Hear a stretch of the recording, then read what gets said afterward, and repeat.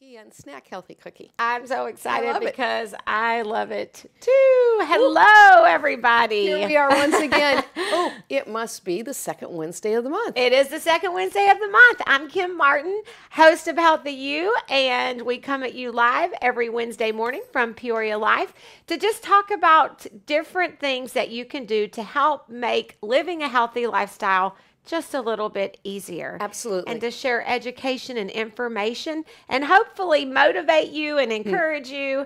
And I love the second Wednesday of the month because my good friend Mary Ardapple, I'm so happy to be here, is always here with us to share her expertise. And man, she's got a lot of it. We have a lot to talk about today. Yes. This is a really, really big month to me. October is the month that you build your immune system in my world.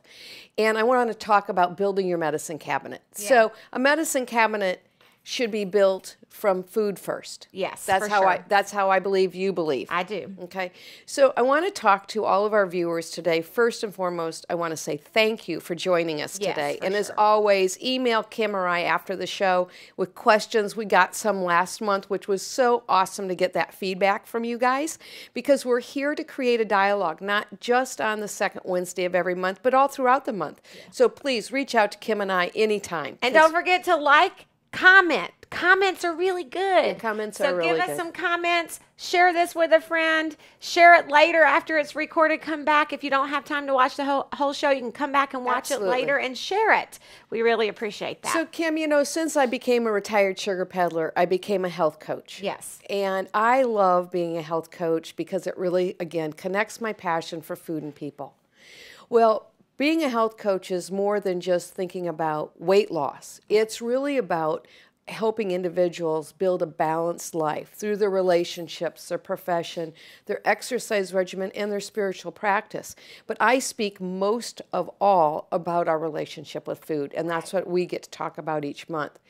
Well, a couple of things that I want to talk about going into the month of October. The season started to change. If you're here in central Illinois today, you can tell that it's misty, it's a little gray, the leaves are falling, it's cool.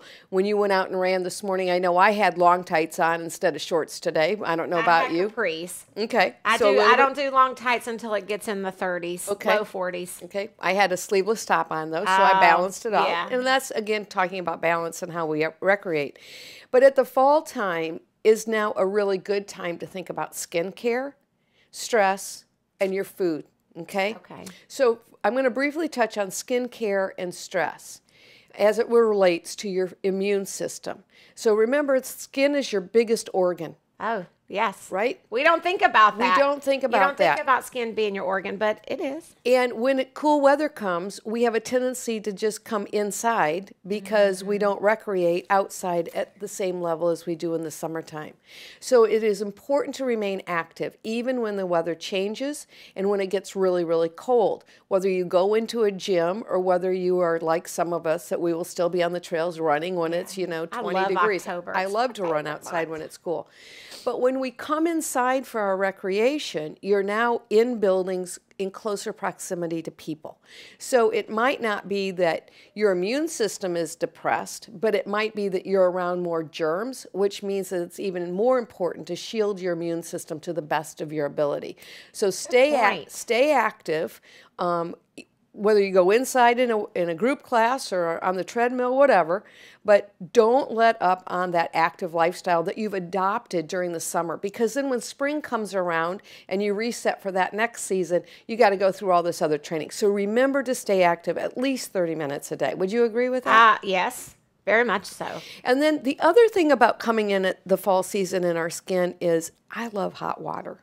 It makes, when you come in from a run and, like and a shower? I want a hot shower, right? At first I thought you meant drinking hot water. My mom does drink hot water, and I was like, oh, I don't like hot water, but in a shower. I do limit, but I want to really get really warm. Nice warm shower. Well, especially for your face. Avoid washing your face with hot water in the winter. Yeah. And even though it feels really good, it's just going to dry out the skin even more. And so keeping the moisture balance in there is really important. Okay, so use lukewarm water. Lukewarm, okay. But then I want to talk about stress in our immune system. We hear about stress with practitioners all the time out there on the news.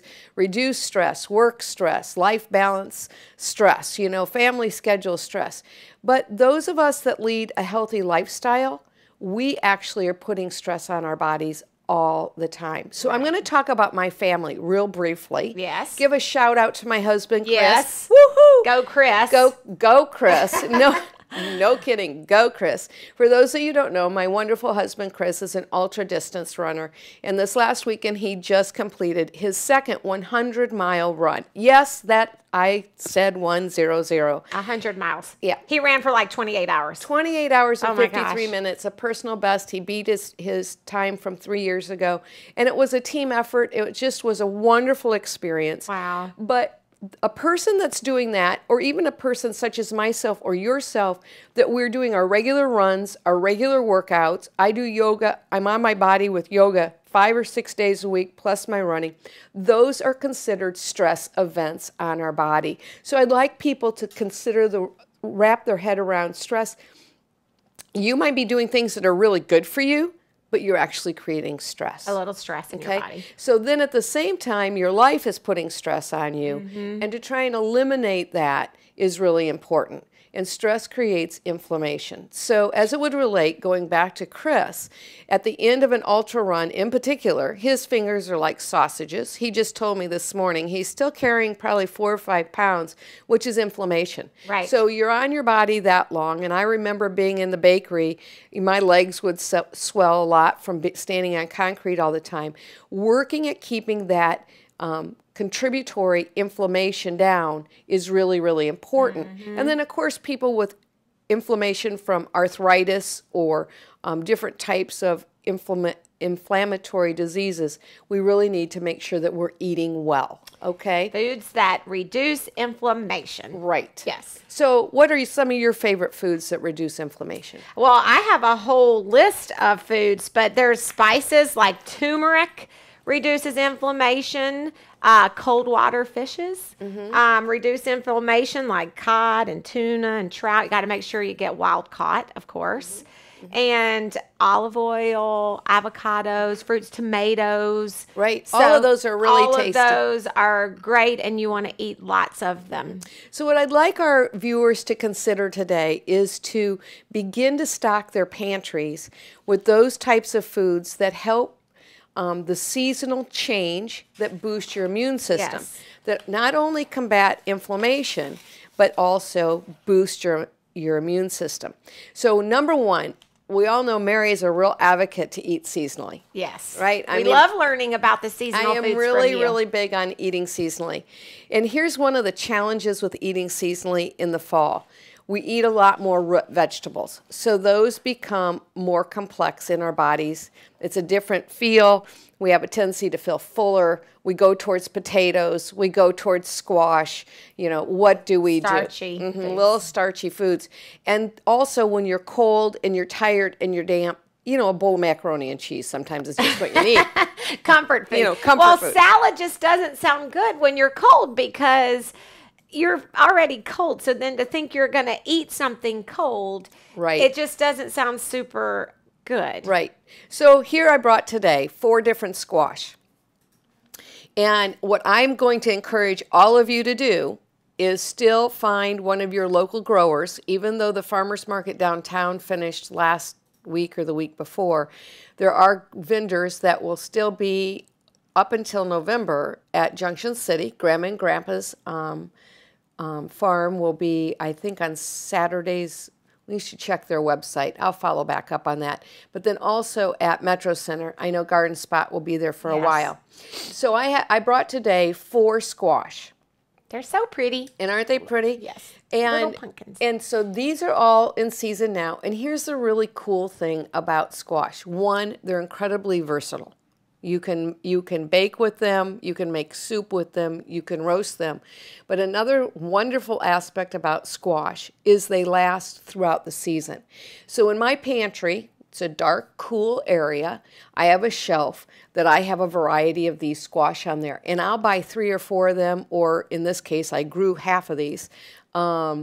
and they will stay through the winter. You don't, even if you don't, you're just saying they sit on the shelf and they stay good. They will stay good. They will stay good. That's good to know. Rotate them every now and again. So if you want to really advocate to eat local as long as possible, then I encourage you to go get, again, potatoes. Don't wash off the dirt. Right. So I have a bowl of sweet I did that. My mom brought me potatoes out of their garden, and I left the dirt on them. And we just finished off the last few, and they lasted for, like, I've had them for a long time, couple of months. And they work, and it works really good. They were fine. Just leave the dirt on them. Yeah. Same way with your squash, okay?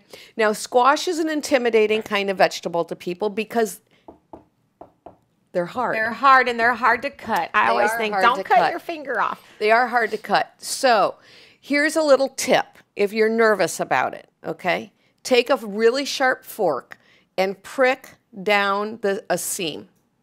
Just go right down like that. And then on the other side, prick again, real close with that. Okay. Put it in the microwave. Zap it for about 1 minute to 2 minutes.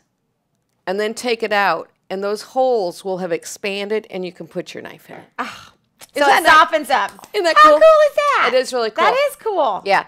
So unless you're really good with your knives, but yes, you're absolutely right. The other thing is to cut the top off. This is a spaghetti squash. Just cut off the top, and then you can set it flat, and then you can come down. So because these are hard, that is, you want to make sure your knife is very sharp, that you're very comfortable with it.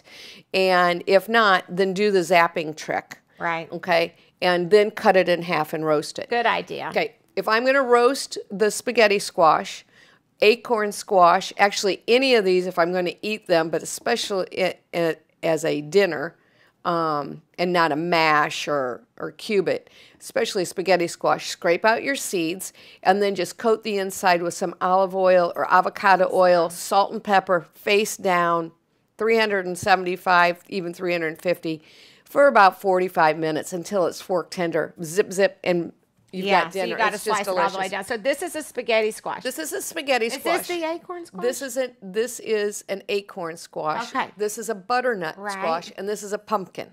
Okay. Okay. This is a sugar pumpkin, like I brought last week. This is what you bake with. This is a baking pumpkin. Or soup. Or a soup pumpkin. Unlike So- the big jack-o'-lanterns. Right. So this butternut squash, I think, is great to cube up and make into soup or to roast. Roasted butternut really squash tastes like candy. It's really good. I don't know if you put sweetener in any of your squash dishes.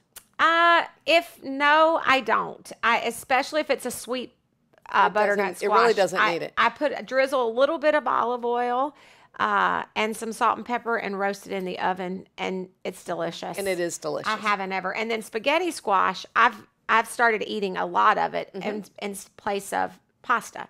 So I eat a lot of spaghetti squash, and I love, once you get it cut, like you were talking about. But now with that idea, I'm like, yes, that's such a great idea. That'll help tremendously. Yeah. And so once you get it cut, it's so easy. You just roast it, and then you just fork out. It's like pasta. So but I've never had one of these, except for maybe in your squash soup that you made for us I did not put that in our squash soup the last time that we had squash soup. But I don't know why, but I'm afraid. I was always afraid to buy a green squash. I'm like, well, I don't know they're pretty on the inside. I'm like, I don't know what to do with it. So the spaghetti squash, I'll just give you a quick rundown on what I would do with all of these. Spaghetti squash, yes, you can replace it for pasta, but another really wonderful vegetable you can still get in season until after, and the best ones are after the first frost, in my opinion, are Brussels sprouts.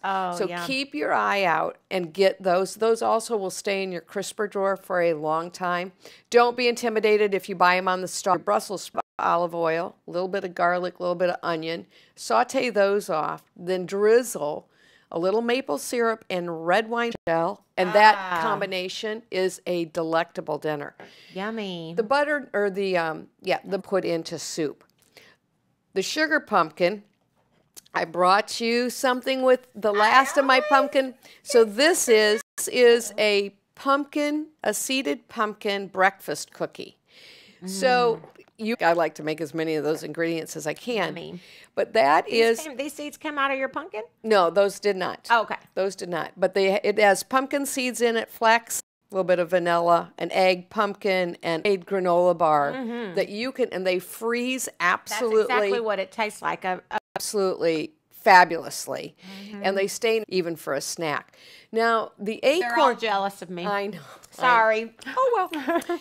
The acorn squash, I like to stuff. So I'll get some ground turkey and make a stuffing with some nice lean ground turkey. Okay. Again, some onions. I add an apple to that, little celery, and make your true stuffing. Use some either quinoa or brown rice and make that stuffing, and then open your squash up and bake it right on the inside. So you open this up and then you scoop out the center. Always just like, scoop out and the you center. Just scoop out the center, and then you put all the stuff on the center of that, put it in the oven and bake it. I'm going to go buy myself an acorn squash. So that sounds delicious. So don't be intimidated that it's green. I know. I'm like, do you cook these? Do you set them on your shelf? Do you put them on when you walk in your door? Do you set them like on the little? Well, I was going to say it's like you go decoration. It's like you're going into Jeffrey Allen and you know it's a home decor item. No, well, it can be a home decor item, but then go ahead and eat it. Or you can eat it. And then obviously then the pumpkin. And the pumpkin here, delicious pumpkin soup. Again, making your own puree, roast it, scoop it out, freeze it for in the winter. So those are wonderful things to have. That's great to know. So other seasonal food right now are apples. And there is nothing better than having a locally grown apple as long as you possibly can. And then I want to give a shout out to one other business in the area for local fruit right now at this particular time. And I'm going to guess this might be their last weekend, so you might want to run on up there. But north of Chillicothe, there is an organic Asian pear farm. You're the second person that's told me about that. I go every year. I haven't, and I should have brought you one. I just had a member telling me about that.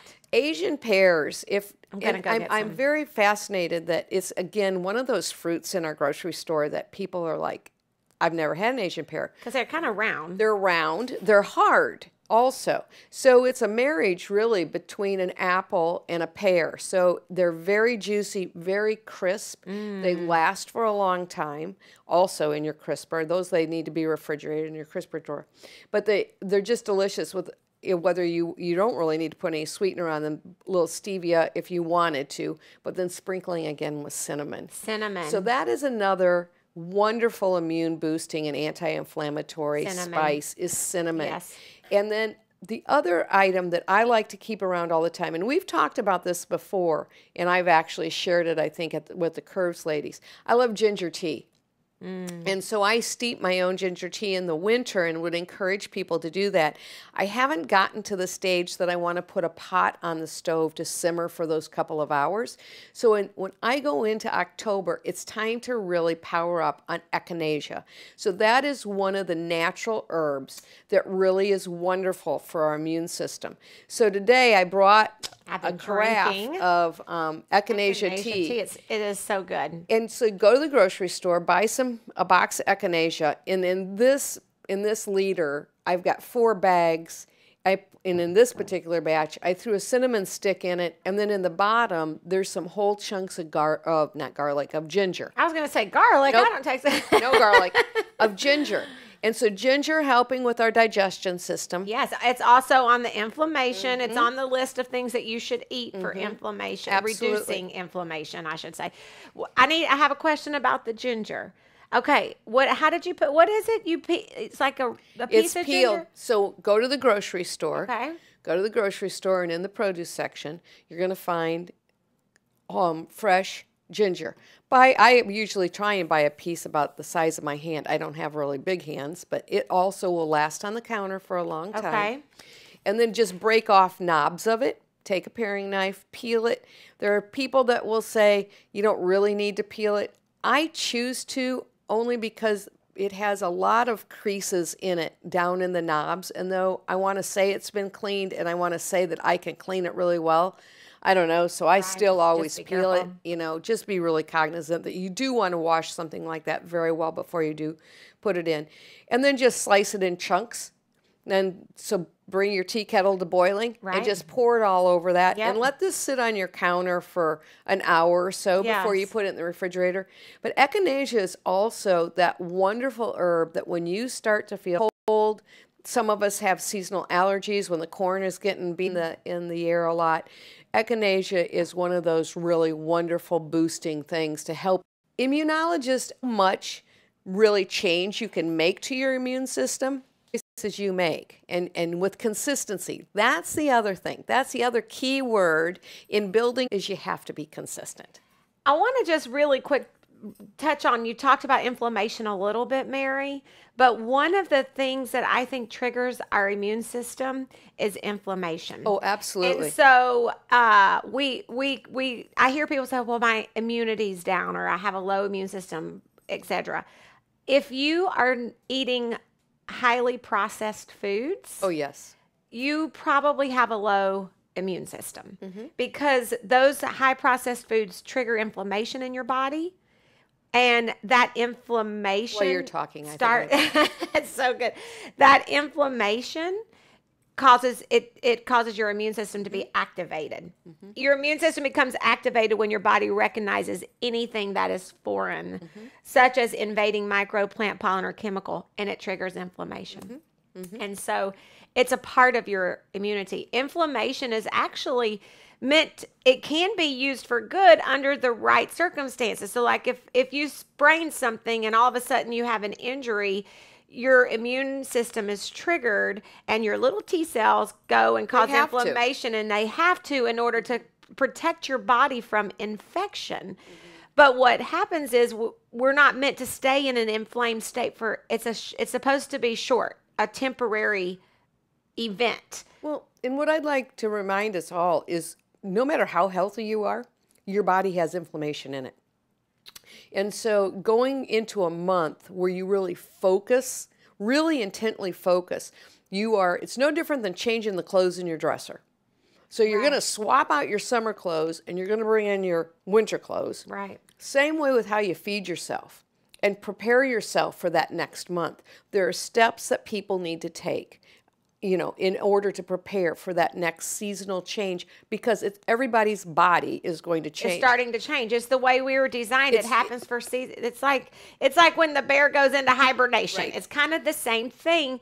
As humans, our bodies start to prepare for seasonal changes. So there's some minerals that we really want to make sure that we are working on through our food, whether it's zinc, folate, iron, selenium.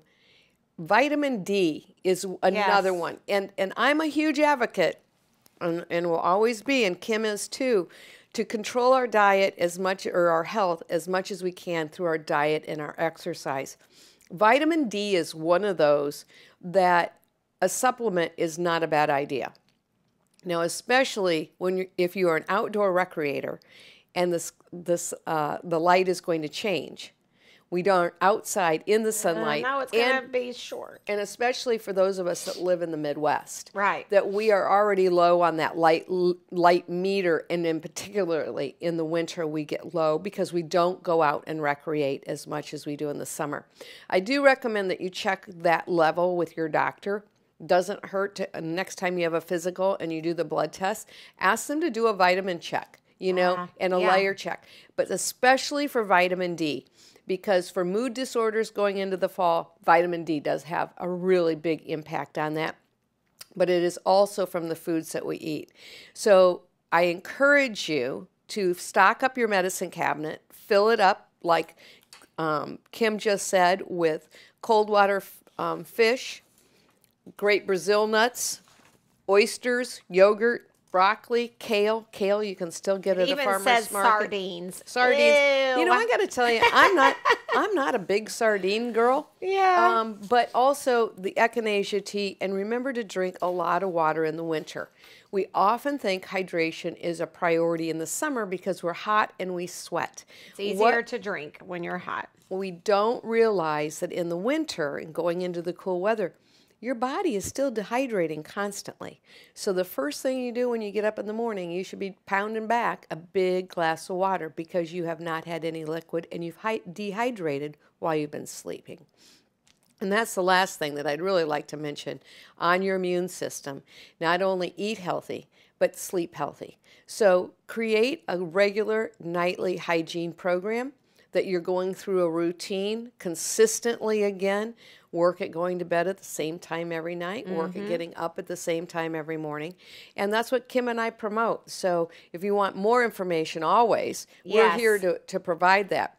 Now, you know, I am that operator of the 80-20 or 90-10 principle. So I did happen to bring those gluten-free banana oatmeal cookies today for you also. I know you guys are so jealous that I get to eat this yummy food, but I also want to let you know, and I've grabbed some recipes off your website. You have recipes. Like, will you put that tea recipe on your website? Because I know, I mean, What I probably will do is I will, just as I have done the last couple of months, I'll write a blog about boosting your immune system through your own pantry medicine, you know, cabinet, and then they can draw those tips off of there. Okay. One of the things about a lot of my recipes, I try to put notes on how I adjust recipes. If I find one that I really like, and then this is what I do. There's sometimes I will be completely open and transparent. I might tell you what I do, but I don't measure it, so I can't really give you the recipe. Well, it's hard to give recipes if you don't measure. Well, and sometimes what I'm doing is cleaning out my refrigerator. So, you know, that's another fun thing to do for those of us that are home cooks. And, you know, what do you do with the dregs that are in the bottom of the crisper drawer and the scraps? You know, make a pot of soup out of it, or throw it all in the freezer and then throw it in soup and stuff in the winter. But really it is, eat whole, fresh food. Make sure you're powering back fruits and vegetables all day long. If you can't eat fresh, I do encourage you to eat frozen, not canned. Right. So that's frozen the other is thing. Considered fresh, really. It is. But canned is not, for sure. That is correct. And then as you manage your stress going into the fall, I'm going to encourage you to really work on some breathing exercises, do some good yoga stretching. We have so many opportunities in town. Practice some meditation. But when you go through all of these little segments that we've talked about today, your immune system is going to say thank you. Yes. And going back to our household, Chris and I, we really focus on October being that immune boosting month. But now with his recovery from his 100-miler, it's even more important to get that inflammation out of a body.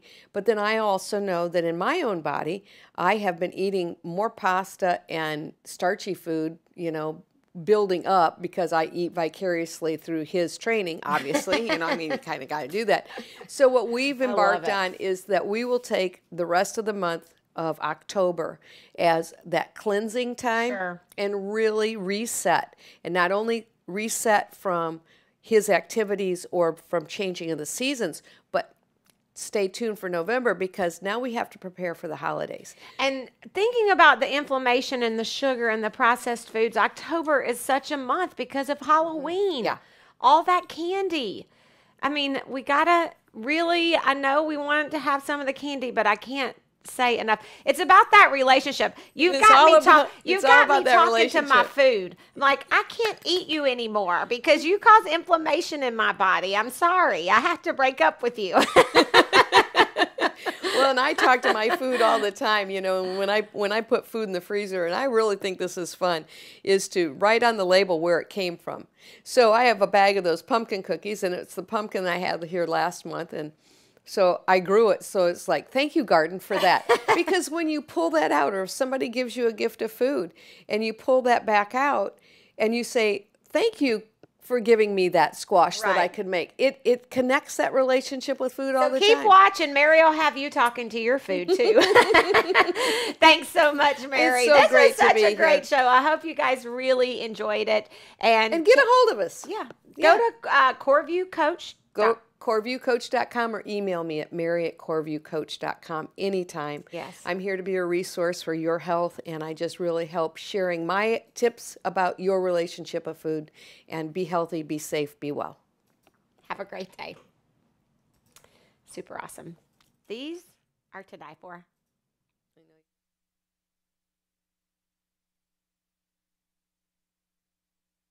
PeoriaLife.com